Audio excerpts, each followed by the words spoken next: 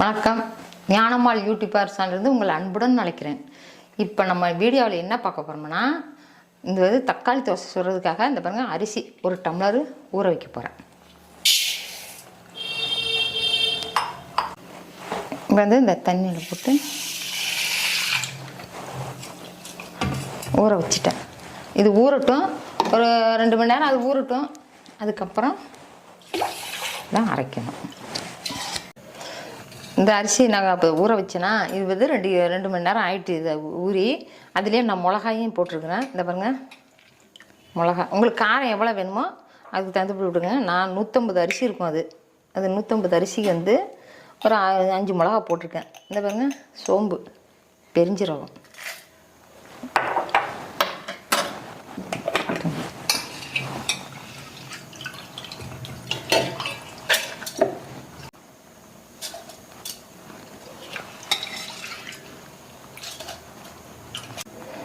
தக்காளியை போட்டுக்கிறேன். ஒரு 2 தக்காளி போட்டிருக்கேன். இந்த அரிசியை இப்போ நான் அரைச்சிட்டு வந்துடுறேன்.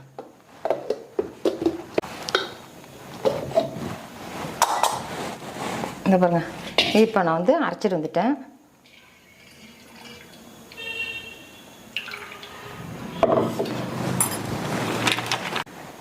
தேவைக்கேற்ற உப்பு, இந்த ரோஸ் உப்பு,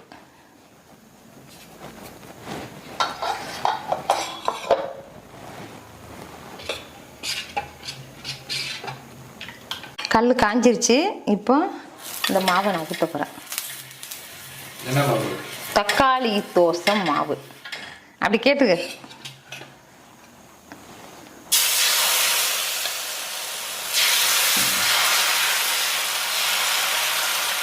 இந்த அடை தோசை இது மாதிரிலாம் செய்கிறோமில்ல, அதுக்கு பதிலாக இந்த மாதிரி தக்காளி தோசை ஒரு நாளைக்கு சுட்டுக்கலாம்.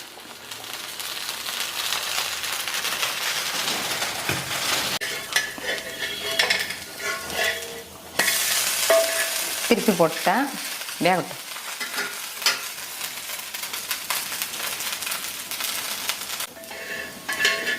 நல்லா வெந்து வச்சு தோசை.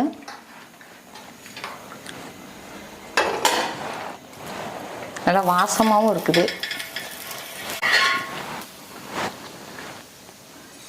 தோசை இந்த தக்காளி தோசைக்கு காரம், உப்பு, புளிப்பு இதெல்லாம் இருக்கிறதுனால உங்களுக்கு தொட்டுக்க எதுவும் தேவையில்லை. நான் கொஞ்சோண்டு தேங்காய் சட்னி வச்சுருக்கேன். நீங்கள் தேங்காய் சட்னி இல்லை சாம்பாரோ எதுனாலும் ஒன்று வச்சுக்கலாம். இந்த தோசையை செஞ்சு சாப்பிட்டு பாருங்கள், உங்களுக்கு பிடிக்கும். இந்த வீடியோ உங்களுக்கு பிடிச்சிருந்துச்சுன்னா லைக் பண்ணுங்கள், ஷேர் பண்ணுங்கள், சப்ஸ்கிரைப் பண்ணுங்கள். நன்றி, வணக்கம்.